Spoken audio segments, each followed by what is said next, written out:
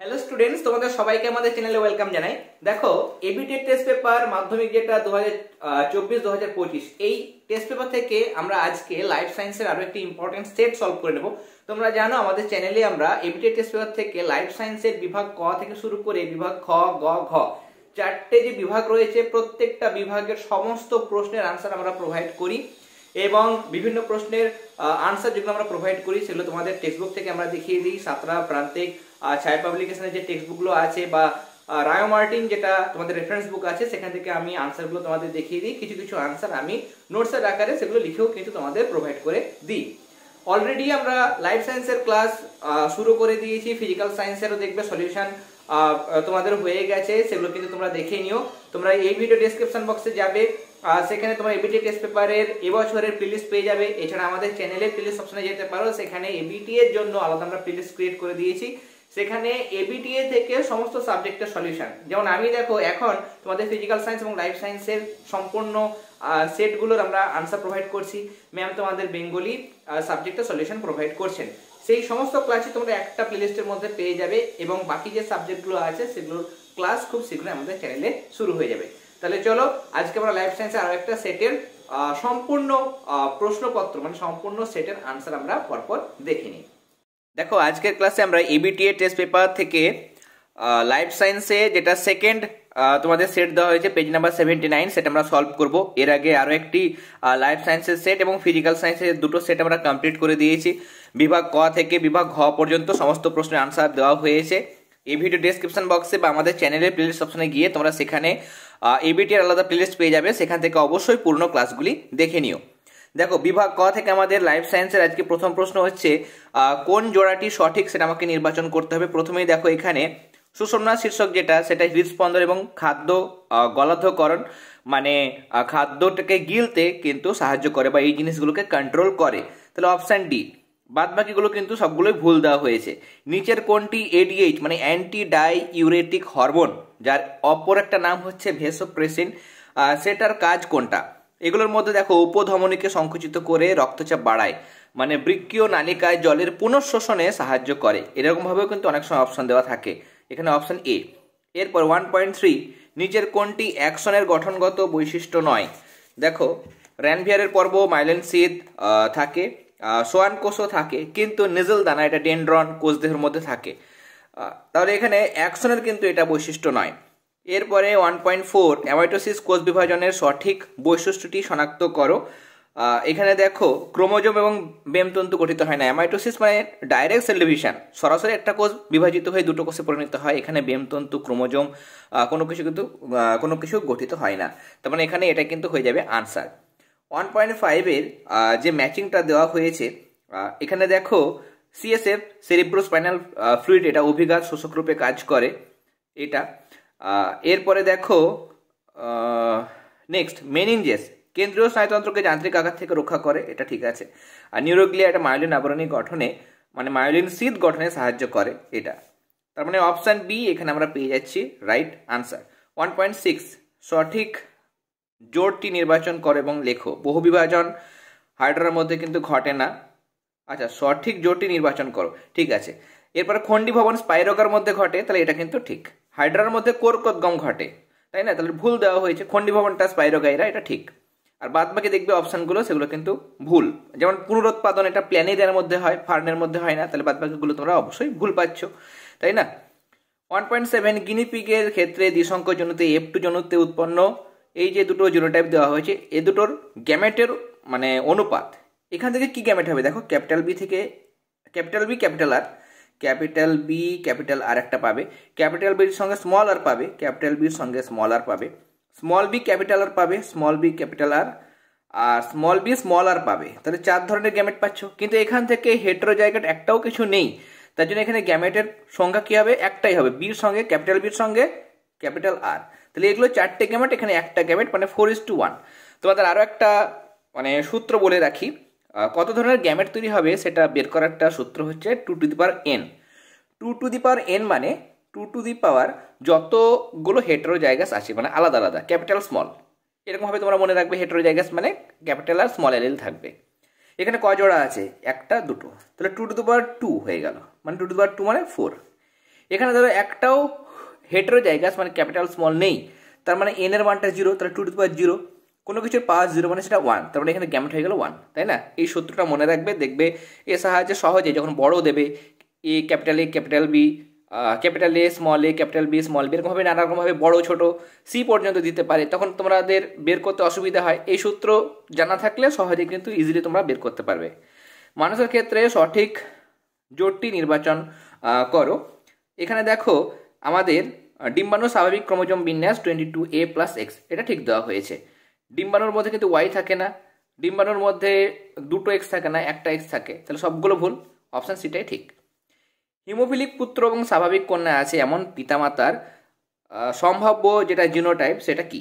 এখানে দেখো পিতামাতার মধ্যে দেখো মাতা কিন্তু বাহক হতে হবে, একটা ক্যাপিটাল এইচ স্বাভাবিক, একটা আক্রান্ত মানে হিমোফিলিয়ার জিন আছে। আর পিতার ক্ষেত্রে পিতাটা কিন্তু স্বাভাবিক, তবেই কিন্তু এখানে স্বাভাবিক কন্যা হবে, তাই না? তবেই কি হবে, কন্যাটা স্বাভাবিক হবে। তার মানে অপশান ডি, যেখানে মাতাটা হচ্ছে বাহক এবং পিতাটা হচ্ছে স্বাভাবিক। আমাদের দেশে পার্থেনিয়াম একটি বহিরাগত প্রজাতি, এটি যেখানে জন্মায় সেখানে অনেক দেশীয় প্রজাতির উদ্ভিদ বাঁচতে পারে না। এটি ডারউইনের তত্ত্বের একটি প্রতিপাদ্যকে প্রতিষ্ঠিত করে, প্রতিপাদ্যটি শনাক্ত করো। এখানে আমরা পেয়ে যাচ্ছি যেটা যে আন্তঃপ্রজাতি সংগ্রাম, তাই না? বিভিন্ন প্রজাতির মধ্যে যখন সংগ্রাম হয় সেটা হচ্ছে আন্তঃপ্রজাতি সংগ্রাম।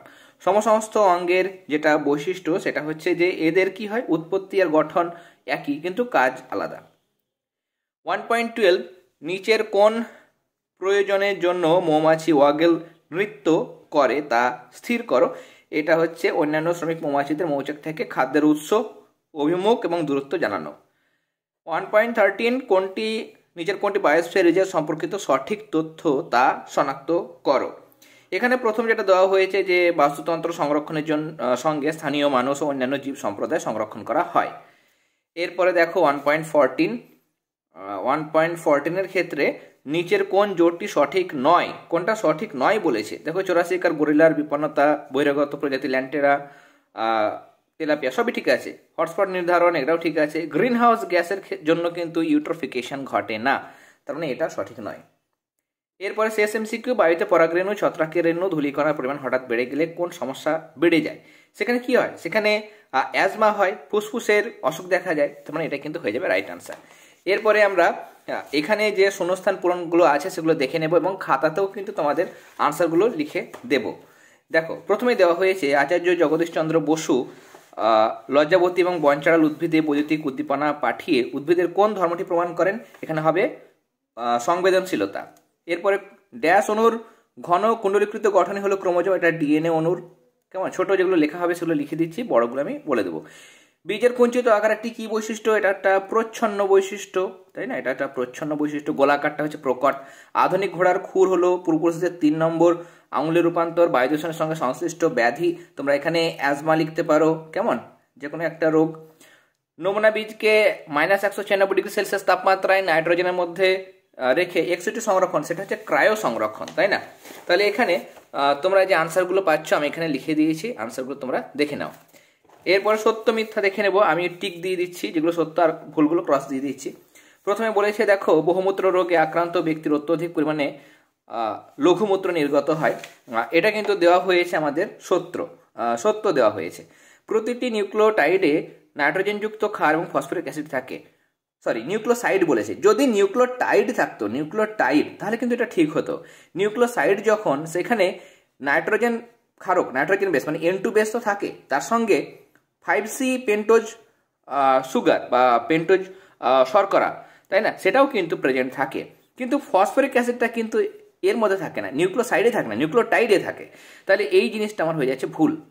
মানুষের ক্ষেত্রে মহিলার সর্বদাই হোমোগ্যামেটিক, দুটোই এক্স ক্রোমোজোম, তার জন্য হোমোগ্যামেটিক, এটা ঠিক, আমি টিক চিহ্ন দিলাম। বাষ্পমোচনের হার হ্রাস করার জন্য ক্যাকটাসের পাতা কাঁটায় রূপান্তরিত হয়েছে, এটাও কিন্তু সত্য। নাইট্রাস অক্সাইড মানে N2O, কেমন, N2O, এটা গ্রিন হাউস গ্যাস, এটা সত্য। অ্যাসিটাইল কোলিন এবং অ্যাড্রিনালিন নিউরোট্রান্সমিটার, এটাও কিন্তু সত্য। ম্যাচিং দেখে নেব। প্রেস বায়োপিয়া এটা নিকট দৃষ্টি ত্রুটিপূর্ণ। বৃদ্ধীয় কোষীয় বিভেদন দশা, এখানে কি হয়, এখানে কলা অঙ্গ তন্ত্র গঠন, তাহলে এটার সঙ্গে এটা। তোমরা পাশে নাম্বারিং দেবে 2.13 সঙ্গে সি এরকমভাবে লিখবে, কেমন, পাশাপাশি। কালো অমসৃণ রোমযুক্ত গিনিপিগের জিনোটাইপ। কালো মানে অবশ্যই একটা ক্যাপিটাল বি থাকবে, অমসৃণ মানে একটা অবশ্যই ক্যাপিটাল আর থাকতে হবে, তাহলে এটা। ঘোড়ার যেটা বিবর্তন, পায়ের আঙুলের সংখ্যা হ্রাস, তাহলে এটার সঙ্গে এফ। জলাভূমি, জলাভূমিটা হয়ে যাবে ভূগর্ভস্থ জলের পুনর্নবীকরণ, তাহলে এইটা। ক্রোমোজোমকে বেমতন্ত্র সঙ্গে যুক্ত করে রাখে অবশ্যই সেন্ট্রোমিয়ার। এরপরে আমরা নেক্সট পেজে চলে যাব। দেখো এখানে আমাদের বিসদৃশটা খুঁজে বের করে লিখতে হবে। এখানে দেখো অলফ্যাক্টরি স্নায়ু, অপটিক স্নায়ু, অডিটরি স্নায়ু, এগুলো সব অন্তর্বাহী স্নায়ু, কিন্তু ভেগাস স্নায়ু যেটা সেটা হচ্ছে মিশ্র স্নায়ু, এটা হয়ে যাচ্ছে আলাদা। মনে রাখবে একটা মিশ্র স্নায়ুর উদাহরণ দাও, এটাও কিন্তু অনেক সময় পড়ে, কেমন, এটাও কিন্তু তোমাদের জন্য ভীষণ ইম্পর্টেন্ট, মাধ্যমিকে আসতে পারে, তো জন্য তোমরা কিন্তু মনে রাখবে। এখানে বলছে একটা শব্দ জোড় দেওয়া হয়েছে, তারপরে দেখো আমাকে ওটা পূরণ করতে হবে। জোড় কলম যদি আম হয় তাহলে জবাতে কি হয়, শাখা কলম, তাহলে তোমরা এখানে শাখা কলম পুরো কথাটা লিখবে। মেন্ডেল তার দ্বিসংকোচন পরীক্ষা থেকে কোন সূত্রে উপনীত হয়েছিলেন? এখানে স্বাধীন সঞ্চরণের সূত্রতে উপনীত হয়েছিলেন। একটা কোশ্চেন বাদ গেছে, সেটা হচ্ছে র্যানভিয়ারের পর্ব, আমি তোমাদের আনসারটা দেখিয়ে দিচ্ছি। দেখো, নিউরনের অ্যাকশনের মেডুলারি আবরণটি স্থানে স্থানে বিচ্ছিন্ন হয়ে ভিতরে ঢুকে যে খাঁজ সৃষ্টি করে তাকে র্যানভিয়ারের পর্ব বলে। তারপরে কোশ্চেনটা আনসার ছিল শাখা কলম, তারপরেটা হচ্ছে স্বাধীন সঞ্চরণ সূত্র। এরপরে বলেছে আমাদের যে কেবলমাত্র হোমোজাইগাস অবস্থায় হিমোফিলিয়া রোগের প্রকাশ ঘটার কারণ কি? তার কারণ হচ্ছে, এখানে কারণটা দেবে তোমরা, যে হিমোফিলিয়া রোগটি এক্স ক্রোমোজোমে থাকা মিউট্যান্ট প্রচ্ছন্ন জিনের প্রভাবে ঘটে, তাই কেবলমাত্র বিশুদ্ধ হোমোজাইগাস অবস্থায় হিমোফিলিয়া রোগের প্রকাশ ঘটে। এরপরে সমসমস্ত অঙ্গ কোন ধরনের বিবর্তনকে নির্দেশ করে? সমসমস্ত মানে অপসারী, আর যদি বলে তোমাদের যে সমবৃত্তীয় অঙ্গ তখন তোমরা লিখবে অভিসারী বিবর্তন, গন্ডগোল করবে না, প্রথমটা অপসারী। প্রথমে তোমাদের সমসমস্ত পড়তে হয়, সমসমস্ত মানেই সেটা অপসারী। এরপর দেখো এখানে আমরা দেখতে পাচ্ছি যে এই যে কৃষিক্ষেত্রে কীটনাশক ব্যবহার, টাইফয়েড, কারখানা থেকে উৎপন্ন তরল বর্জ্য সবই জলদূষণের অন্তর্গত, তাহলে জলদূষণ। আর শেষে বলছে যে স্থানীয় মানুষ বন দপ্তরে যৌথভাবে জঙ্গল পুনরুদ্ধারের জন্য যে ব্যবস্থা অনুসরণ করে তার নাম হচ্ছে যে জেএফএম, জয়েন্ট ফরেস্ট ম্যানেজমেন্ট, পুরো নামটাও তোমরা অবশ্যই লিখবে। দেখো এবার আমরা বিভাগ গয়ের প্রশ্নগুলোর আনসার দেখে নেব। যারা ক্লাসগুলো দেখছো অবশ্যই চ্যানেলটি যারা এখনো পর্যন্ত সাবস্ক্রাইব করোনি তারা অবশ্যই সাবস্ক্রাইব করে নিও, এবং ক্লাসগুলোতে অবশ্যই তোমরা লাইক দেবে, তার পাশাপাশি তোমরা তোমাদের ফ্রেন্ড সার্কেলের মধ্যে অবশ্যই ভিডিওগুলো শেয়ার করবে। তার কারণ তোমাদের সাপোর্ট ছাড়া কোনোভাবেই এরকমভাবে পুরো একটা টেস্ট পেপারের সমস্ত প্রশ্নের আনসার বিভাগ ক থেকে ঘ পর্যন্ত সলভ করা সম্ভব নয়। তার কারণ এটা যথেষ্ট সময় সাপেক্ষ, তোমাদের সাপোর্ট ছাড়া, তোমাদের ভালোবাসা ছাড়া কিন্তু কোনোভাবেই সম্ভব নয়। তাই জন্য অবশ্যই ক্লাসগুলোতে লাইক দেবে, যারা এখনো পর্যন্ত চ্যানেলটি সাবস্ক্রাইব করে নিও অবশ্যই সাবস্ক্রাইব করে নিও, এবং পুরোনো ক্লাসগুলিও অবশ্যই দেখে নিও। প্রথম প্রশ্ন দেখো, বিভাগ গ, চোখে আলো পড়লে আমাদের চোখ মুদে যায়, চোখ বন্ধ হয়ে যায়, সেই স্নায়বিক পথটি একটি রেখাচিত্রের সাহায্যে দেখাও। খুব সহজ। দেখো প্রথমে কি হয়, আলো সেটা উদ্দীপনা হিসেবে কাজ করে, সেখান থেকে চোখটা হচ্ছে গ্রাহক অঙ্গ, সেখান থেকে অপটিক স্নায়ু, এটা একটা অন্তর্বাহী স্নায়ু, তার মাধ্যমে কোথায় যায়, স্নায়ু কেন্দ্রে যাবে, স্নায়ু কেন্দ্র থেকে এবার আজ্ঞাটা মানে সাড়াটা আসবে, তাহলে আজ্ঞাবাহ স্নায়ু মানে বহির্বাহী স্নায়ু তোমরা লিখতে পারো। তারপর কারক অঙ্গে যাবে মানে চোখে আসবে, তারপর সাড়া প্রদান মানে চোখ মুদে যাওয়া। এরপরে নিচে শব্দ দুটি ব্যাখ্যা করো, একটা হচ্ছে গ্যাংলিয়া আর একটা হচ্ছে সাইন্যাপস। আমি এটা বই থেকে দেখাচ্ছি, সাঁতরার ক্ষেত্রে পেজ নাম্বার 24, তোমাদেরও মোটামুটি একই রকম হবে। একটা হচ্ছে দেখো গ্যাংলিয়া, কেন্দ্রীয় স্নায়ুতন্ত্রের বাইরে কয়েকটি স্নায়ুকোষের কোষ দেহগুলির যোগকলার আবরণী পরিবেষ্টিত হয়ে যে ঈষৎ কিছুটা স্ফীত গ্রন্থি সৃষ্টি করে, সেটাই হচ্ছে নার্ভ গ্রন্থি বা নার্ভ গ্যাংলিয়ন। আর সাইন্যাপস হচ্ছে যে দুটি নিউরনের যে সংযোগস্থলে একটি নিউরনের শেষ অপর নিউরনের শুরু, তাকে সাইন্যাপস বা স্নায়ু সন্নিধি বা প্রান্ত সন্নিকর্ষ বলে। মানে একটা স্নায়ু শেষ হচ্ছে আর একটা স্নায়ু শুরু হচ্ছে, সেটাকে বলা হয় সাইন্যাপস। কেমন, এটা একটা নিউরনের শেষ, এটা একটা নিউরনের শুরু, কেমন, এটা হচ্ছে সাইন্যাপস। এরপরে নেক্সট কোয়েশ্চেন 3.3 বলছে উদ্ভিদের বীজ ও পর্বমধ্যের ওপর জিবরেলিনের কি কি প্রভাব ফেলে তা ব্যাখ্যা করো। বীজের ক্ষেত্রে প্রভাবে তোমরা লিখবে যে বীজের সুপ্তাবস্থা ভঙ্গ করতে সাহায্য করে, যে সমস্ত বীজে স্বল্প অন্তর্জনিষ্ণু জিবরেলিন থাকে সেক্ষেত্রে বহির্জনিষ্ণু মানে এক্সোজেনাস জিবরেলিন প্রয়োগ করে বীজের সুপ্তাবদশা ভঙ্গ করা যায়। আর পর্ব মধ্যে দৈর্ঘ্য বৃদ্ধি, এটাও তোমরা সবাই জানো, এগুলো অলরেডি তোমরা অনেক আগেই পড়েছো, টেস্ট পরীক্ষার আগে হয়তো প্রিপারেশন নিয়েছো। জিবেরেলিনের প্রভাবে উদ্ভিদের পর্ব মধ্যগুলির সংখ্যা বৃদ্ধি না ঘটে দৈর্ঘ্যে বৃদ্ধি ঘটে, মানে সংখ্যাটা নাম্বারটা সংখ্যাই না বেড়ে দৈর্ঘ্যটা বাড়ে, ফলে উদ্ভিদ দেহ অতিশয় মানে অনেকটা বেশি লম্বা হয়। নিজের ভাষায় লিখবে, বইয়ের ভাষা তোমরা নাও লিখতে পারো, কেমন? নিজের ভাষায় আনসার লিখবে, সাইন্টিফিক আনসার হবে, তাহলে তোমাদের কিন্তু চিন্তার কোনো কারণ নেই। এরপরে জীবনবিজ্ঞানের, তার কারণ জীবনবিজ্ঞানের নাম্বার পাওয়াটা খুবই সহজ, তাই না? কিন্তু তোমরা সব প্রশ্ন অ্যাটেন্ড করার চেষ্টা করবে, কেমন? তার জন্য তোমাদের রিভিশন দিতে হবে অনেক বেশি করে। দেখো, নিচের কাজগুলি কোন কোন হরমোন দ্বারা নিয়ন্ত্রিত হয় তার একটা তালিকা করো। পিত্তগ্রন্থিকে প্রজেস্টেরন ক্ষরণে উদ্দীপনা জোগায়, সেটা হচ্ছে এলএইচ হরমোন, মানে লিউটিনাইজিং হরমোন, কেমন? Luteinising hormone. এরপরে প্রসবকালে জরায়ুর পেশি সংকোচনে সাহায্য করে অক্সিটোসিন, কেমন? আর শেষে দেওয়া হয়েছে আমাদের যে লেডিক কোষ থেকে টেস্টোস্টেরন ক্ষরণে উদ্দীপনা যোগায়, সেটা হচ্ছে আইসিএসএইচ, মানে ইন্টারস্টিসিয়াল সেল স্টিমুলেটিং হরমোন। এরপরে নেক্সট কোশ্চেন দেখো, আচ্ছা, নেফ্রনে আরও একটা প্রশ্ন ছিল, নেফ্রনে জলের পুনঃশোষণে সাহায্য করে, তাহলে এটা তো তোমরা জানো, এডিএইচ হরমোন, অ্যান্টিডাইউরেটিক হরমোন বা ভেসোপ্রেসিন, সেটা তোমরা লিখে দেবে। নেক্সট কোশ্চেনে যাব, অ্যামাইটোসিস কোষ বিভাজনের দুটি বৈশিষ্ট্য লেখো। প্রথম বৈশিষ্ট্য, এই প্রকার কোষ বিভাজনের সময় নিউক্লিয়াস ও সাইটোপ্লাজমের একই সঙ্গে বিভাজন ঘটে। 2 নম্বর, নিম্ন শ্রেণীর জীবরা অ্যামাইটোসিস পদ্ধতিতে সংখ্যা বৃদ্ধি ঘটায়। দুটো বলেছে, দুটোই তোমরা লিখবে। নেক্সট কোশ্চেনে যাব, এখানে বলেছে ইস্টের অজনজনন প্রক্রিয়াটি কিভাবে সম্পন্ন হয় তা বর্ণনা করো। আমি তোমাদের জাস্ট দেখিয়ে দিচ্ছি, তার কারণ সব প্রশ্নের আনসার যদি আমি এখানে বলতে চাই তাহলে কিন্তু ভিডিওটা অনেক বেশি লেন্দি হয়ে যাবে, তাই না?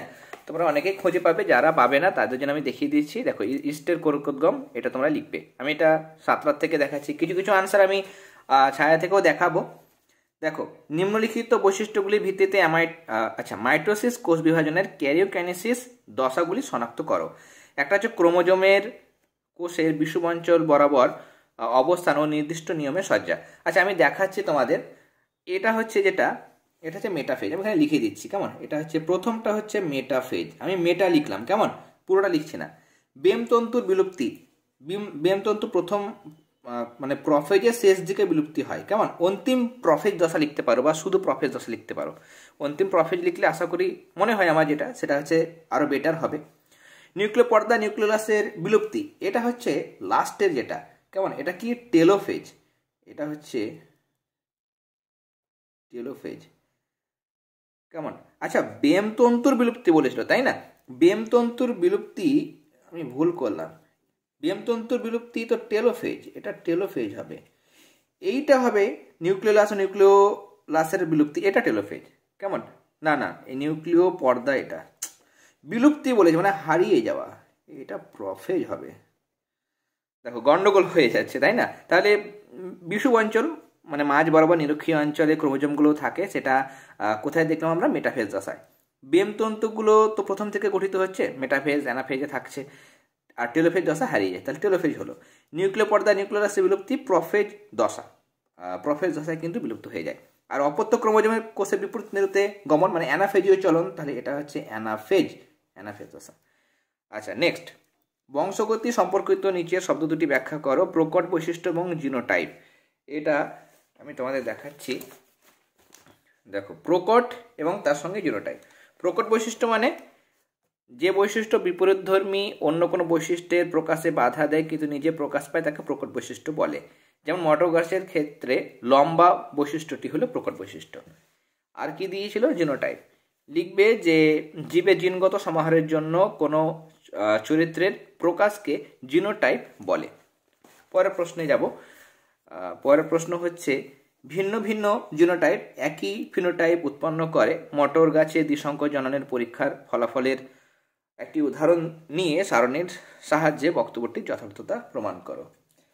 এটা লিখে দেখাতে হবে, আমি লিখে তোমাদের দেখাচ্ছি। এই ছকটা তোমরা করবে। বিশুদ্ধ হলুদ ও গোলাকার বীজযুক্ত, তাহলে দুটোই ক্যাপিটাল ওয়াই, দুটোই ক্যাপিটাল আর। এরকম মটর গাছের সাথে যদি বিশুদ্ধ সবুজ ও কুঞ্চিত বীজযুক্ত, মানে দুটোই স্মল ওয়াই আর দুটোই স্মল আর, এই মটর গাছে দ্বিসংখ্য জনন যদি ঘটানো হয় তাহলে F2 জনুতে ফলাফলের যে মানে উদাহরণ এখানে দেখানো হয়েছে, যার সাহায্যে এই বক্তব্যটির যথার্থতা প্রমাণ করা যায়। আমি লিখে দিয়েছি, তোমরা এরকমভাবে লিখবে। এদিকে ফিনোটাইপ, এদিকে জিনোটাইপ। হলুদ কুঞ্চিত দুই রকম আমরা পেয়েছিলাম, দুটোই ক্যাপিটাল ওয়াই, দুটোই স্মল আর। এটাও দেখো হলুদ কুঞ্চিত, এরকম আমরা পেয়েছিলাম। সবুজ গোল পেয়েছিলাম এখানে এরকম এরকম। এবার দেখো এগুলোর ভিন্ন ভিন্ন জিনোটাইপ, জিনোটাইপ তো আলাদা। আমরা যদি জিনোটাইপ দিক দিয়ে বলতে চাই তাহলে এটা বিশুদ্ধ হলুদ, বিশুদ্ধ কুঞ্চিত। কিন্তু এটা সংকর হলুদ কুঞ্চিত, বিশুদ্ধ কুঞ্চিত। কিন্তু ফিনোটাইপ বলে কি বলবো? বিশুদ্ধ সংকর এসব বলবো না, কি বলবো? হলুদ কুঞ্চিত। এটা তো তাই, বিশুদ্ধ সবুজ, বিশুদ্ধ গোল, এটা বিশুদ্ধ সবুজ কিন্তু সংকর গোল। কিন্তু আমরা কি বলি? ফিনোটাইপ বললে বিশুদ্ধ সংকর বলি না, নর্মালি সবুজ গোল বলি। তাহলে এদের জিনোটাইপ আলাদা আলাদা, অথচ এই দুটো জিনোটাইপ আলাদা অথচ ফিনোটাইপ একই। এই দুটোর জিনোটাইপ আলাদা অথচ ফিনোটাইপ একই। তাহলে আমরা এখানে এই কনক্লুশনটা টানতে পারবো, লাস্টে এই জায়গাটা আমরা কিন্তু বলতে পারবো। এরপরে নেক্সট, বংশগতি সংক্রান্ত মেন্ডেলের পরীক্ষায় সাফল্য লাভের দুটি কারণ। সাফল্য লাভের দুটি কারণ তোমরা যে কোনো বই থেকে তোমরা লিখতে পারো। সাঁতরার বইয়ে ভালো করে দেওয়া হয়েছে, অন্যান্য বইও ভালো করে দেওয়া হয়েছে। প্রান্তিকের যাদের কাছে বই আছে, প্রান্তিকের বইটাও খুব সুন্দর করা হয়েছে, ছায়ার বইও দেওয়া হয়েছে। সাফল্য লাভের অনেক কারণ এখানে দেওয়া হয়েছে, 4টে কারণ, যে কোনো দুটি কারণ তোমরা লিখবে। এরপরে নেক্সট কোয়েশ্চেন, বাঘ বিলুপ্ত হয়ে গেছে অথচ হরিণ প্রচুর আছে, এমন একটি জঙ্গলে অন্য অভয়ারণ্য থেকে এনে কয়েকটি বাঘ ছাড়া হলো, বেঁচে থাকতে গিয়ে ওই বাঘেদের যে যে জীবন সংগ্রাম লিপ্ত থাকতে হবে তা ভেবে লেখো। একই খাদ্য, বাসস্থান অথবা প্রজনন সঙ্গীর জন্য অভয়ারণ্য থেকে এনে ছেড়ে দেওয়া বাঘেরা যদি নিজেদের মধ্যে জীবন সংগ্রামে অংশগ্রহণ করে, তাহলে নিজেদের মধ্যে যদি হয় তাহলে সেটা হচ্ছে অন্তঃপ্রজাতি সংগ্রাম। আর যদি খাদ্য আর বাসস্থানের জন্য অন্য প্রজাতির জীবের সঙ্গে সংগ্রামে লিপ্ত হয় তাহলে সেটা হচ্ছে আন্তঃপ্রজাতি সংগ্রাম। আর প্রতিকূল পরিবেশের সঙ্গে মানিয়ে নেওয়ার জন্য যে সংগ্রাম হবে সেটা হচ্ছে তার পরিবেশের সঙ্গে সংগ্রাম। নেক্সট, লবণ সহনের জন্য সুন্দরী গাছের যে কোনো দুটি অভিযোজন বর্ণনা করো। এখানে এত বড় করে লেখার প্রয়োজন নেই, তোমরা লিখবে যে সুন্দরী গাছের মূল, বা তোমরা লিখতে পারো যে সুন্দরী গাছ লবণাক্ত ও কর্দমাক্ত অঞ্চলে বা মাটিতে জন্মগ্রহণ করে বলে এদের কিছু শাখা প্রশাখা মূল মাটির উপরে উঠে এসে শ্বাসমূল গঠন করেছে, যার সাহায্যে তারা শ্বাসকার্য চালায়। 2 নম্বর হচ্ছে যে সুন্দরী গাছ মূল দ্বারা লবণাক্ত জল পরিশ্রুত করে এবং অতিরিক্ত লবণ ত্যাগ করে। দুটো বলেছে, দুটো তোমরা লিখবে। নেক্সট, প্রাকৃতিক নির্বাচন বলতে কি বোঝো? এটা আমি তোমাদের দেখাচ্ছি। প্রাকৃতিক নির্বাচন তোমাদের টেক্সট বইয়ে পেয়ে যাবে, এখানেও ভালো করে দেওয়া হয়েছে প্রাকৃতিক নির্বাচন। 2 নম্বরের জন্য চাইলে তুমি এখান থেকে পুরোটাই লিখতে পারো, কেমন? নেক্সট কোয়েশ্চেন, এখানে বলছে যে নিম্নলিখিত দূষকগুলির ক্ষতিকারক প্রভাব আলোচনা করো, তালিকাভুক্ত করো। প্রথমে বলেছে green house gas. Green house গ্যাসের ক্ষতিকারক প্রভাব, তাই না? তাহলে সেক্ষেত্রে আমাদের যেহেতু অনেকগুলো দিয়েছে অথচ 2 নম্বর, তাহলে আমাদের সংক্ষেপে লিখতে হবে, বেশি লেখার প্রয়োজন নেই। বলবে যে nitrous oxide, carbon monoxide, carbon dioxide, methane, CFC ইত্যাদি গ্রিন হাউস গ্যাসগুলি বায়ু দূষণ ঘটায় এবং বিশ্ব উষ্ণায়ন ঘটায়, যার ফলে মেরু প্রদেশের মেরু অঞ্চলের কি হয়? আচ্ছা, গ্রিন হাউস গ্যাস বায়ু দূষণ ঘটায়, সেগুলো তোমরা লিখবে। এছাড়া কি করে? গ্রিন হাউস গ্যাসগুলোর ফলে বিশ্ব উষ্ণায়ন ঘটে, এই জায়গাটা লিখতে পারো।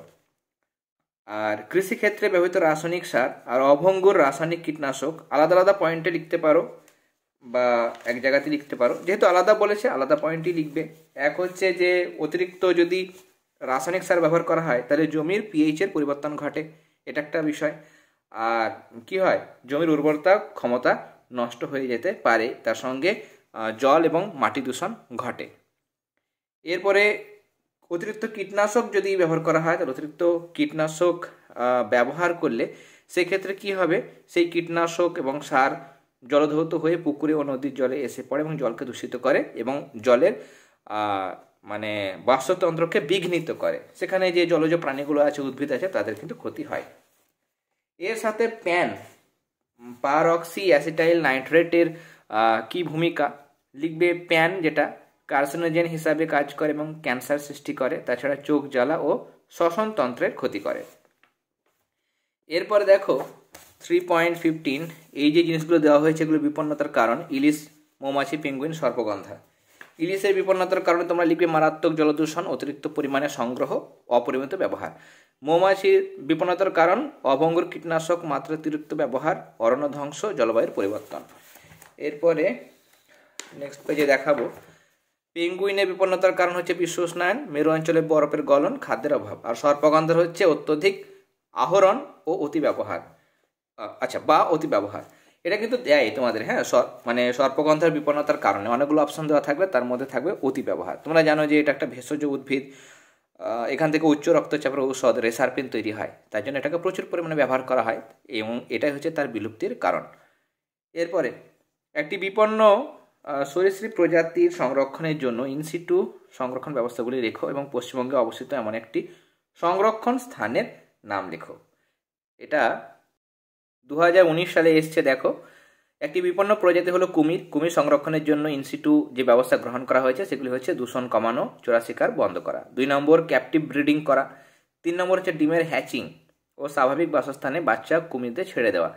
3 নম্বর হচ্ছে মৎস্যজীবীদের, এখানে 3 নম্বর দিয়েছে, এটা 4 নম্বর হবে, মৎস্যজীবীদের মাছ ধরার জাল ব্যবহারের সতর্কতা অবলম্বন, এটা 5 নম্বর হবে, প্রাকৃতিক খাদ্যের যোগান বাড়ানো। এরপরে নেক্সট কোশ্চেন আমরা চলে যাব, বন্যপ্রাণী আইন অনুসারে অভয়ারণ্যে যে যে কাজ করা নিষিদ্ধ। এগুলো নিজে বানিয়ে বলা যায়, কিন্তু তোমাদের অনেকের হয়তো অসুবিধা হতে পারে আনসার না দেখালে, তার জন্য আমি তোমাদের দেখিয়ে দিচ্ছি। দেখো, যে যে কাজগুলি নিষিদ্ধ: 1 নম্বর অবৈধ চোরা শিকার, 2 নম্বর বন্যপ্রাণী হত্যা করা, 3 নম্বর মুখ্য বন আধিকারিক বা কর্তব্যরত সরকারি কার্যালয়ের অনুমতি ছাড়া অভয়ারণ্যে প্রবেশ আর পর্যটকদের প্রবেশ, এগুলো কিন্তু নিষিদ্ধ। এরপরে বিভাগ ঘ, এগুলোর আনসার আমি তোমাদের দেখিয়ে দেবো তাড়াতাড়ি। 4.1 প্রথমে আমাদের কি বলেছে, অক্ষিগোলকের লম্বচ্ছেদের চিত্র। এটা এবছরের মাধ্যমিকের জন্য কিন্তু ভেরি ভেরি ইম্পর্ট্যান্ট। ভালো করে তোমরা প্র্যাকটিস করবে, প্রত্যেকটা অংশের নাম এখানে যেগুলো বলেছে, তোমাদের যদি এরকম প্রশ্ন আসে এগুলোই তোমরা নামকরণ করবে, কিন্তু তোমাদের সবগুলো জেনে রাখতে হবে। তোমাদের মাধ্যমিকে কোনটা দেবে সেটা তুমি জানো না, তোমাদের ছবিটা দেওয়ার পর বলতে পারে যে কর্নিয়া লেন্স দেখাও, পিতবিন্দু দেখাও, রেটিনা দেখাও, বা বলতে পারে স্ক্লেরা দেখাও, সিলিয়ারি বডি দেখাও। তার জন্য তোমাদের প্রত্যেকটা পয়েন্টই তোমাদের জানতে হবে, এটা তোমরা করবে। এরপরে এখানে অথবা দিয়ে প্রাণীকোষের মেটাফেজ দশার আমাদের চিত্র অঙ্কন করতে হবে। এখানে খেয়াল করবে, যদি বলে মেটাফেজ দশা তাহলে সেক্ষেত্রে শুধু মেটাফেজ দশারই চিত্র অঙ্কন করবে, মানে মেটাফেজ দশা মানে যদি মেটাফেজ দশা বলে তাহলে উদ্ভিদ এবং প্রাণী দুটিরই মেটাফেজ দশা দেখাবে। এখানে বলে দিচ্ছে প্রাণী কোষ, তখন আর উদ্ভিদ কোষের দরকার নেই, তখন শুধুমাত্র তোমরা কি করবে, যেটা বলে দেবে প্রাণী কোষ তো প্রাণী কোষ, উদ্ভিদ কোষ তো উদ্ভিদ কোষ, সেটারই শুধুমাত্র দেখাবে, কিন্তু মেনশন না করে দিলে তোমাদের কিন্তু দুটোই অঙ্কন করতে হবে। প্রাণী কোষের মেটাফেজ দেখায়, প্রাণী কোষের মেটাফেজ এটা তোমরা করবে। প্রাণী কোষের ক্ষেত্রে মেটাফেজ দেখো সবগুলো, এগুলো হচ্ছে মেরু অঞ্চল দুই দিকের, এই যে মানে ডট ডট করা দেওয়া আছে এগুলো হচ্ছে বেম তন্তু, এগুলো ক্রোমাটিডগুলো মাঝে যুক্ত আছে, সেন্টা হচ্ছে সেন্ট্রোমিয়ার, কেমন এরকমভাবে দেওয়া হয়েছে, কেমন, তাহলে এগুলো তোমরা দেখাবে। এই চিত্রটা মেটাফেজের চিত্রটা অঙ্কন করবে। এরপরে 4.2 আমাদের মাইটোসিস এবং মিওসিস কোষ বিভাজনের কি বলেছে পার্থক্য বিষয় উল্লেখ করে দিয়েছে। সেই বিষয়গুলোর সাপেক্ষেই বিষয়টা হুবহু যা দেওয়া থাকবে সেই রকমভাবেই লিখবে। প্রথমে কি বলেছে, উৎপন্ন কোষের সংখ্যা। এখানে কি হচ্ছে, উৎপন্ন কোষের সংখ্যা প্রথম 1 নম্বর পার্থক্য এটা, কেমন, মাইটোসিস কোষ বিভাজনে একটি মাতৃকোষ থেকে দুটি অপত্য কোষ তৈরি হয়, আর এখানে মিওসিস, মিওসিস কি হয়, একটি থেকে 4টি অপত্য কোষ সৃষ্টি হয়। 2 নম্বর বিষয়, আচ্ছা সম্পাদনের স্থান ছিল, আচ্ছা এটা মিস করে গেছি, এটাই 1 নম্বর সম্পাদনের স্থান। এখানে মাইটোসিস কোথায় কোথায় ঘটে, এটা জীবদের দেহকোষে বিশেষ করে বর্ধনশীল অঞ্চলের কোষে ঘটে, আর এটা জনন মাতৃকোষে ঘটে। আর কোষ বিভাজনের প্রকৃতি, কোষ বিভাজনের প্রকৃতি তোমরা এটা লিখবে যে মাইটোসিস কোষ বিভাজনে মাতৃকোষ আর অপত্য কোষের ক্রোমোজোম সংখ্যা একই থাকে, এই কারণে একে সমবিভাজন বলা হয়, কিন্তু এখানে ক্রোমোজোম সংখ্যা অপত্যতে হ্রাস হয়ে যায়, অর্ধেক হয়ে যায়, তাই জন্য এটা হচ্ছে হ্রাস বিভাজন। আর উৎপন্ন কোষের সংখ্যা আমি একবার বলে দিয়েছি, 3 নম্বর পয়েন্টটা, সেটা বলা মানে আমি আর বলছি না, তোমরা কিন্তু লিখবে। এরপর দেখো মানব বিকাশে বার্ধক্য দশায় জ্ঞানেন্দ্রিয় ও অস্থির কি কি পরিবর্তন হয় তা তালিকাবদ্ধ করো। জ্ঞানেন্দ্রিয় কি কি পরিবর্তন হয়, দৃষ্টিশক্তি দুর্বল হয়ে পড়ে, চোখে ছানি পড়ে, শ্রবণ শক্তি কমে যায়, ঘ্রাণ শক্তি, স্বাদ গ্রহণের ক্ষমতা কমে যায়। আর অস্থির যেটা পরিবর্তন সেটা লিখবে যে বার্ধক্য দশায় অস্থিতে ক্যালসিয়াম সঞ্চয় কমে যাওয়ার ফলে অস্থি ভঙ্গুর হয়ে পড়ে, অস্টিওপোরোসিস, অস্টিও আর্থরাইটিস রোগ দেখা যায়। অস্থিসন্ধিতে সাইনোভিয়াল যে তরল যেটা ঘর্ষণ কমাতে সাহায্য করে সেটা শুকিয়ে যায়, ফলে অস্থিসন্ধির প্রদাহ মানে জ্বালা দেখা যায়, চলাফেরার অসুবিধা দেখা যায়। এরপরে নেক্সট কোশ্চেনে আমরা যাব। এখানে দেখো অথবা দিয়ে প্রশ্ন, মাইক্রো প্রোপাগেশন পদ্ধতিটি ব্যাখ্যা করো। মাইক্রো প্রপাগেশন তোমরা যে কোনো বই থেকে পেয়ে যাবে, সাতরা হোক, ছায়া হোক, যে কোনো পাবলিকেশনের বইয়ে পেয়ে যাবে। এখানে আমি এই যে পয়েন্টের আকারে দিয়েছি মাইক্রো প্রপাগেশন পদ্ধতি, এটা সুবিধা। প্রথমে এই জিনিসগুলোকে নির্বাচন করা, তারপর সেখান থেকে ক্যালাস ঘটানো, তারপরে এমব্রয়েড, তারপরে প্যান্টলেট, তাই না, প্ল্যান্টলেট, তারপরে সেটা চারাগাছ তৈরি। পয়েন্টের আকারে দিয়েছে, মনে রাখার সুবিধা, তাই না। এখানে এরকমভাবেও রেখাচিত্রের মাধ্যমে দেখিয়েছে, এরকমভাবে মনে রাখতে সুবিধা, তার জন্য আমি এখান থেকেই দেখালাম। নেক্সট কোশ্চেনে যাব আমি, সেটা হচ্ছে অযৌন এবং যৌন জননের পার্থক্য লিখতে হবে। 3টে বিষয় উল্লেখ করে দিয়েছে, সেই বিষয়ের সাপেক্ষে আমি লিখব। তাহলে প্রথমে দেখো, জনিত্র জীবের সংখ্যা, জনিত্র জীবের সংখ্যা 1টি, এখানে 2টো। যৌনজনন মানে পুরুষ এবং স্ত্রী অবশ্যই দরকার। নেক্সট পার্থক্যর বিষয় হচ্ছে কোষ বিভাজন।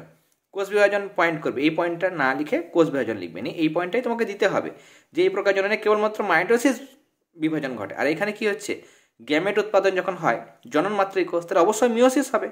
আর জাইগোট থেকে যখন অপত্য জীব হবে তখন সেক্ষেত্রে মাইটোসিস কোষ বিভাজন ঘটে।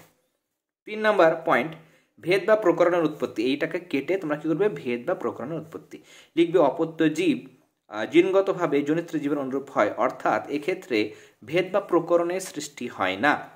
আর এখানে লিখবে অপত্য জীব জিনগতভাবে জনিত্র জীব অপেক্ষা ভিন্ন প্রকৃতির হয়, অর্থাৎ এক্ষেত্রে প্রকরণ বা ভেদের সৃষ্টি ঘটে। যেভাবে বললাম সেভাবে তোমরা লিখবে। এরপরে নেক্সট 4.3, মেন্ডেল দ্বারা নির্বাচিত মটর গাছের 3 জোড়া প্রকট প্রচ্ছন্ন গুণ সারণীর আকারে লেখো। এটা দেখাচ্ছি 78 পেজ নাম্বার তোমরা পেয়ে যাবে। সারণীর আকারে তোমরা প্রকট প্রচ্ছন্ন লিখবে। এখানে 7 জোড়া বিপরীত বৈশিষ্ট্য আছে, যে কোনো 3টে। তাহলে বীজের আকার লিখতে পারো, তাহলে গোলাকার হলুদ, বীজের বর্ণ হলুদ সবুজ, আর ফলের বর্ণ লিখতে পারো সবুজ হলুদ। কেমন, এই যে পয়েন্টগুলো দেওয়া হয়েছে এই ছকের মতোই করবে, কিন্তু যে কোনো 3টে লিখবে।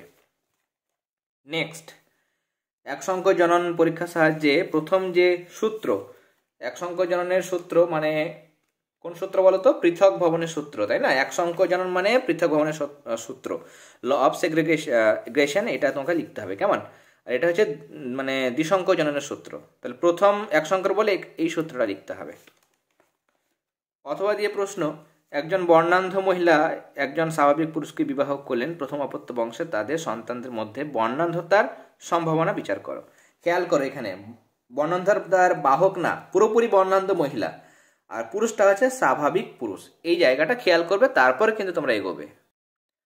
তাহলে বর্ণান্ধ মহিলা যদি হয়, স্বাভাবিক জিন লিখে দেবে XC+। কেমন, আর যদি শুধু সি থাকে, সি মানে কালার ব্লাইন্ডনেস, বর্ণান্ধতা, যদি সি থাকে তাহলে বর্ণান্ধতার জিন। বাহক মানে বর্ণান্ধ বলেছে, তাহলে বর্ণান্ধ মানে দুটোই সি থাকবে। কেমন, দুটো X ক্রোমোজোম মহিলাদের ক্ষেত্রে, তাহলে দুটোই X, এর মাথায় সি। স্বাভাবিক পুরুষের ক্ষেত্রে একটা X ক্রোমোজোম, সেটা যদি প্লাস থাকে তাহলে স্বাভাবিক, যদি সি থাকে নর্মাল, প্লাস না থাকে তাহলে বর্ণান্ধ হয়ে যাবে। আমাদের স্বাভাবিক বলে তাহলে প্লাস দেবো। এর একই ধরনের গ্যামেট XC, তাই না, দুটোই হবে। আমি যদি দুটো করতে চাই সেটাও কিন্তু XC হবে, তাই না, XC হবে। আর এটা XC প্লাস একটা Y হবে, এটাকে ভাঙলে। এবার চেকারবোর্ড করবে, চেকারবোর্ড, এদিকে স্ত্রী গ্যামেট দেখানো হয়েছে, এদিকে পুং গ্যামেট। এর দুটো, এটা ছিল স্ত্রী গ্যামেটের ছিল এগুলো, আর পুং গ্যামেটের XC প্লাস আর Y। এটার সঙ্গে এটা করো, তাহলে একটা C প্লাস একটা C, X আর Y করো, X এর মাথায় C ছিল আর ওটা Y, XC আর XC প্লাস। C প্লাস স্বাভাবিকটাকে আগে লিখতে হয়, তাহলে C প্লাস আর C লিখলাম, XC আর Y। এখানে আমরা দেখতে পাচ্ছি যে 2 প্রকার অপত্য উৎপন্ন হবে। এক হচ্ছে কন্যাদের মধ্যে আমরা যদি দেখি, তাহলে দুটো X ক্রোমোজোম, এখানে দুটো X ক্রোমোজোম, তাহলে এই দুটো কন্যাদের মধ্যে একটাতে প্লাস C প্লাস, একটাতে C আছে, মানে দুটোই বাহক। কি হবে এরা, সকল কন্যা কি হবে, 100% বাহক হবে।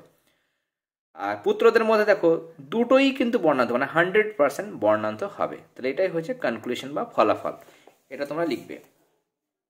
এরপরে এখানে আমাদের বংশগত রোগের ক্ষেত্রে বিবাহের সময় জেনেটিক কাউন্সিলিংয়ের গুরুত্ব, মানে জেনেটিক কাউন্সিলিং গুরুত্বপূর্ণ, উক্তিটির যথার্থতা বিচার করো।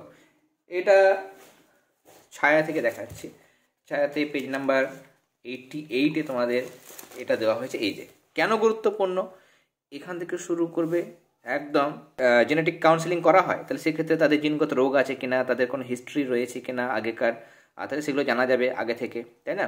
তাহলে পুত্র বা কন্যা যেগুলো সন্তানগুলো হবে তাদের মানে পসিবিলিটি কেমন রয়েছে, কোনো জিনগত রোগ হওয়ার চান্স আছে কিনা, তাই না। তাহলে সেরকম যদি হয় তাহলে ভ্রূণটাকে নষ্ট করে দেওয়ার পরামর্শ দিয়ে থাকেন। পিতামাতার বয়স বেশি হলে সেক্ষেত্রেও জেনেটিক কাউন্সেলিং সাহায্য করে। থ্যালাসেমিয়া বা অন্য জিনগত রোগ সেগুলো ইতিহাস থাকলে সেটা কাউন্সেলিংয়ে সাহায্য করা হয়। আরও এক্ষেত্রে 4 নম্বর হচ্ছে ভ্রূণ অবস্থা বা জন্মের পর কোনো অচিহ্নিত কারণে রোগের মৃত্যু হলে অথবা রোগগ্রস্ত শিশু জন্মালে, তাহলে এই জায়গাটা তোমরা লিখবে। এরপরে নেক্সট হচ্ছে 4.4 প্রাণের উৎপত্তির পরে জৈব অভিব্যক্তির মুখ্য ঘটনাগুলি তীর চিহ্নের সাহায্যে ক্রমানুসারে দেখাও।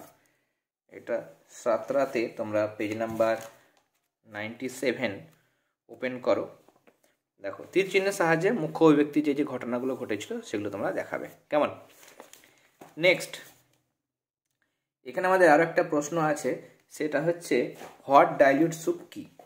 এটা রায়মার্টিন থেকে আমি দেখাচ্ছি। আমার পেজ নাম্বার তোমাদের সঙ্গে ম্যাচ করবে না, তার কারণ আমার বইটা কিছুটা পুরনো। হট ডাইলিউট স্যুপের সংজ্ঞাটা আমি রায়মার্টিন থেকে দেখাচ্ছি, তার কারণ টেক্সট বুকে দেওয়া হয়েছে, এখানে একটু ভালো করে দেওয়া হয়েছে যে আদিম পৃথিবীতে উত্তপ্ত সমুদ্রের জলে রাসায়নিক বিবর্তন, মানে যেটা হচ্ছে কেমোজেনি, এর ফলে শর্করা, অ্যামাইনো অ্যাসিড, ফ্যাটি অ্যাসিড এবং অন্যান্য যে সরল আর জটিল জৈব যৌগ সেগুলোর কিন্তু উৎপত্তি ঘটেছিল ধাপে ধাপে। বিজ্ঞানী হ্যালডেন কী করেছিলেন, সমুদ্রের উত্তপ্ত জল এবং বিভিন্ন যে জটিল জৈব যৌগের যে মিশ্রণ সেটাকে কী বলেছেন, হট ডাইলিউট স্যুপ, মানে গরম তরল স্যুপ নামে অভিহিত করেন। আদিম পৃথিবীতে এই মিশ্রণটি প্রাণ সৃষ্টির অনুকূল মাধ্যম তৈরি করেছিল। নেক্সট প্রশ্ন হচ্ছে আমাদের দেখো অথবা দিয়ে ল্যামার্কের অভিব্যক্তি সংক্রান্ত তত্ত্বের প্রতিপাদ্যের প্রধান দুটি বিষয় বর্ণনা করো। এটা তোমরা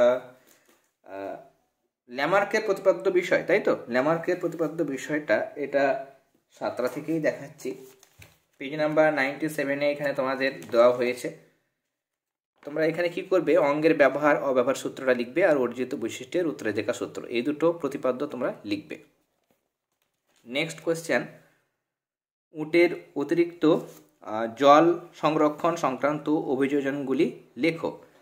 এখানে তোমরা দেখো আমাদের এটা ভাগ করে দিয়েছে, ম্যাক্সিমাম এটা 3 নম্বর দিতে পারে, তাহলে এক্ষেত্রে এই যে দেখো এখানে এ বি নাম্বার পয়েন্টটা দেবে, দুটো পয়েন্ট দেওয়ার পর এখানে সি নাম্বার পয়েন্টটা দেবে এবং ই যে পয়েন্টটা আছে এই 4টে পয়েন্ট দেবে, আর সম্ভব হলে সেক্ষেত্রে এই যে এফ এর পয়েন্টটা দেওয়া আছে সেটাও তোমরা দিতে পারো। এরপরে নিম্নলিখিত দূষকগুলি পরিবেশ ও মানব স্বাস্থ্যে কী কী ক্ষতিকারক, কী কী প্রভাব ফেলে তা মূল্যায়ন করো। প্রথমে বলেছি অভঙ্গুর কীটনাশক। অভঙ্গুর কীটনাশক দেখো জৈব বিবর্তন ঘটায়, ডিমের খোলস পাতলা করে, পরাগযোগে সাহায্যকারী পতঙ্গকে ধ্বংস করে জীববৈচিত্র্য হ্রাস করে, মানবদেহে ক্যান্সার আর অঙ্গের বিকৃতি ঘটায়। 2 নম্বর ছিল পরাগরেণু। বায়ু দূষণ ঘটায়, মানবদেহে অ্যালার্জি, হাঁপানি, শ্বাসতন্ত্রের সমস্যা ঘটায়। এরপরে দেখো ফসফেট ও নাইট্রেট সমৃদ্ধ রাসায়নিক সার ইউট্রোফিকেশন ঘটায়, নাইট্রোজেনের আবদ্ধকরণ মানে ফিক্সেশনে বাধা দেয়, মাটিতে বসবাসকারী জীবের বিশেষ করে কেঁচোদের মৃত্যু ঘটায়, জীববৈচিত্র্য হ্রাস ঘটায় আর মানবদেহে ক্যান্সার ঘটায়। স্বাস্থ্যকেন্দ্রের জীবাণু সমৃদ্ধ আবর্জনা, দেখো বড় করে লিখতে হবে কারণ পুরো প্রশ্নটাই 5 নম্বর দিয়েছে, কেমন? বায়ু দূষণ ঘটায়, মাটি দূষণ ঘটায়, মাটির উর্বরতা কমায়, জলদূষণ ঘটায়, মশামাছির প্রজনন ক্ষেত্র তৈরি করে, মানে তাদের প্রজননটাকে বাড়িয়ে দেয় বা তাদের বংশবৃদ্ধি ঘটাতে সাহায্য করে। মানবদেহের শ্বাসতন্ত্রের সমস্যা বা ভেক্টর বাহিত মানে বাহক বাহিত রোগ সৃষ্টি করে। আর সিএফসি ক্লোরোফ্লোরোকার্বন ওজোন স্তরে ছিদ্র সৃষ্টি করে বিশ্ব উষ্ণায়ন ঘটায়, মানবদেহে ত্বকের ক্যান্সার ঘটায়। এই প্রশ্নটা কিন্তু 2020 সালে মাধ্যমিকে এসেছিল। এরপরে আমাদের তাহলে এগুলো হলো আমাদের যে যে পয়েন্টগুলো দেওয়া ছিল 5টা পয়েন্ট, সেটা আমরা ব্যাখ্যা করলাম। অথবা দিয়ে প্রশ্ন, গঙ্গা নদী দূষণের ফলে প্রাণী জীববৈচিত্র্যের বিপন্নতার 2টি উদাহরণ। এটা তোমাদের আমি দেখাচ্ছি, দেখো এটা তোমরা লিখবে যে গঙ্গা নদীর দূষণের ফলে প্রাণী জীববৈচিত্র্যের বিপন্নতার 2টি উদাহরণ হলো গঙ্গার শুশুক, ইলিশ, ঘড়িয়াল, কচ্ছপ, দেশীয় প্রজাতির বিভিন্ন মাছ। এগুলো কী হচ্ছে, এরা কিন্তু গঙ্গা নদীর দূষণের ফলে এদের অস্তিত্ব বিপন্ন হয়ে পড়ছে। এরপরে নেক্সট আমাদের প্রশ্ন হচ্ছে এখানে জীববৈচিত্র্য সংরক্ষণের পদ্ধতিগুলি একটি সারণীর আকারে, একটা ছকের আকারে তোমাদের কিন্তু এখানে দেখাতে বলা হয়েছে। তাহলে এখানে ছক করবে তোমাদের জীববৈচিত্র্য সংরক্ষণের 2টো পদ্ধতি, ইনসিটু, এক্সিটু। ইনসিটুর মধ্যে কী আছে, পরিবেশের সংরক্ষণ, সংরক্ষিত অঞ্চল, জাতীয় উদ্যান, আর রয়েছে অভয়ারণ্য, বায়োস্ফিয়ার রিজার্ভ, সংরক্ষিত অরণ্য। 61টার মধ্যে হচ্ছে অ্যাকোয়ারিয়াম, গেম ফার্মস, আর্বোরেটাম এগুলো রয়েছে, চিড়িয়াখানা আছে, জিন সংরক্ষণ, বোটানিক্যাল গার্ডেন আছে। তাহলে এই ছকটা তোমরা দেখাবে। নেক্সট 4.6 জীববৈচিত্র্য সংরক্ষণে JFM জয়েন্ট ফরেস্ট ম্যানেজমেন্ট এর ভূমিকা আলোচনা করো। এটা ছায়াতে দেখো, আচ্ছা ছায়া থেকে আমি দেখাচ্ছি JFM এর ভূমিকা। আমার ক্ষেত্রে 133 পাতা। এই যে বিভিন্ন রাজ্যে বন্যপ্রাণী সংরক্ষণে রাজ্য বন দপ্তরকে সক্রিয় মানে অ্যাক্টিভলি কোঅপারেশন করা, বনে চোরা শিকারের যদি ঘটনা ঘটে তাহলে সেটাকে সঙ্গে সঙ্গে বন দপ্তরকে জানানো, দাবানল, বেআইনি পশুচারণ, বনভূমি বিনাশের প্রচেষ্টা, বেআইনিভাবে যদি কোনো খনন কার্য হয় তাহলে সেগুলোকে রোধ করতে সাহায্য করে এবং বন দপ্তরকে কিন্তু সেই সমস্ত ইনফরমেশনগুলো দিয়ে থাকে। তাহলে এই যে 3টে পয়েন্ট দেওয়া হয়েছে সেগুলো তোমরা লিখবে। আর কোনো অঞ্চলকে হটস্পট বলে ঘোষণা করতে চাইলে কি কি শর্ত তুমি বিবেচনা করবে? এখানে আচ্ছা হটস্পট নির্ধারণের জন্য যে বিষয়গুলো জানতে হবে, হটস্পট নির্ধারণ সেটা আমার বই দেখো ছায়াটাতে মানে খুব একটা আমার পছন্দ হয়নি, সাতরাতে ভালো করে দেওয়া হয়েছে। সাতরা তো মানে কি টেক্সট বুকে ঠিকঠাক দেওয়া হয়েছে, তোমাদের যে নম্বর তার জন্য ঠিক আছে। যেমন দেখো হটস্পট মানে ক্রাইটেরিয়া অফ হটস্পট, মানে হটস্পট বলে বিবেচনা করা শর্ত কী কী। যে অঞ্চলটাকে হটস্পট বলা হবে সেটার জীবগুলোর সংখ্যাধিক থাকবে, প্রচুর পরিমাণে জীব থাকবে, বেশিরভাগ উদ্ভিদ প্রাণী এন্ডেমিক মানে স্থানিক প্রজাতি হতে হবে, বিপন্ন জীবের সংখ্যা বেশি হতে হবে, অঞ্চলের প্রতি প্রজাতির অধিক সংবেদনশীলতা থাকবে আর জিনগত বৈশিষ্ট্য অধিক সংখ্যায় থাকবে। নেক্সট অথবা দিয়ে প্রশ্ন, পূর্ব হিমালয়ের পাদদেশে জলাময় ঘাসভূমিতে শুধু পাওয়া যায় এমন একটি বিলুপ্তপ্রায় স্তন্যপায়ীর সংখ্যা বৃদ্ধি করার জন্য কি কি প্রচেষ্টা গ্রহণ করা হয়েছে? এখানে একশৃঙ্গ গন্ডারের কথা বলা হয়েছে, কারণ পূর্ব হিমালয়ের পাদদেশে একশৃঙ্গ গন্ডারটাই কিন্তু প্রচুর পরিমাণে পাওয়া যায়। তোমাদের আমি দেখিয়েও দিচ্ছি, লেখা আছে, একদম হুবহু লেখা আছে, দেখো উত্তর পূর্ব ভারতে হিমালয়ের পাদদেশে গন্ডার পাওয়া যায়।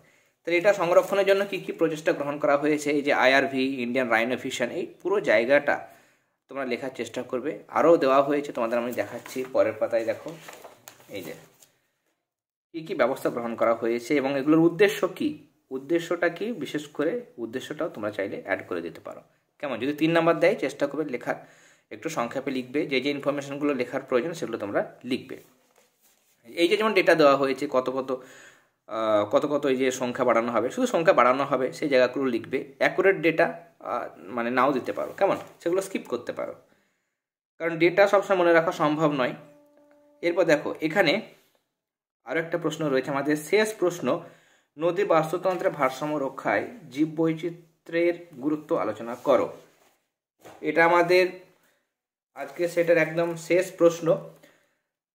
আরও একবার বলি, যারা এখনও পর্যন্ত আমাদের চ্যানেলটি সাবস্ক্রাইব করোনি তারা অবশ্যই সাবস্ক্রাইব করে নিও এবং অবশ্যই ক্লাসটিতে লাইক দেবে, তার পাশাপাশি তোমাদের ফ্রেন্ড সার্কেলের মধ্যে অবশ্যই ভিডিওটি শেয়ার করবে। নদীর বাস্তুতন্ত্র রক্ষায় জীববৈচিত্র্যের গুরুত্ব, নদীতে ফাইটোপ্ল্যাঙ্কটন অক্সিজেন উৎপন্ন করে, এই অক্সিজেনের মাধ্যমে জলের দূষকগুলি ক্ষয়প্রাপ্ত হয়, জলের স্বচ্ছতা বজায় থাকে, সূর্যালোক নদীর গভীর জলের মধ্যে প্রবেশ করতে পারে বা প্রবেশ করতে সাহায্য করে। জু প্ল্যাঙ্কটন যেগুলো থাকে সেগুলো খাদক হিসাবে কাজ করে, খাদ্য শৃঙ্খল ও খাদ্যজাল বজায় রাখে। আর 3 নম্বর, নদীর মাছেরা বিভিন্ন স্তরে খাদক হিসাবে কাজ করে নদীর বাস্তুতন্ত্রের ভারসাম্য রক্ষা করতে সাহায্য করে। তাহলে দেখো আজকে আমরা এবিটি টেস্ট পেপার থেকে আরও একটা সেটের সমস্ত প্রশ্নের আনসারগুলো দেখে নিলাম। এরপরে নেক্সট ক্লাসে আমরা লাইফ সায়েন্স যে পরবর্তী সেটটা দেওয়া আছে সেটা আমরা সলভ করে নেব। তোমরা অবশ্যই যারা আগের ক্লাসগুলো দেখোনি তারা প্লেলিস্ট থেকে দেখে নিও এবং সাবস্ক্রাইব করার পাশাপাশি বেল আইকনটা প্রেস করে রাখবে, যাতে করে আগামী দিনে সমস্ত ক্লাসের নোটিফিকেশান তোমরা সাথে সাথে পেয়ে যাও এবং কোনো ক্লাসই তোমাদের মিস না হয়। এরপর যখন তোমাদের পর্ষদ টেস্ট পেপার বেরোবে সেটাও কিন্তু আমরা আমাদের চ্যানেলে প্রোভাইড করব। তাহলে আজকের ক্লাস এতটাই, তোমরা সবাই ভালো থেকো, অল দ্য ভেরি বেস্ট।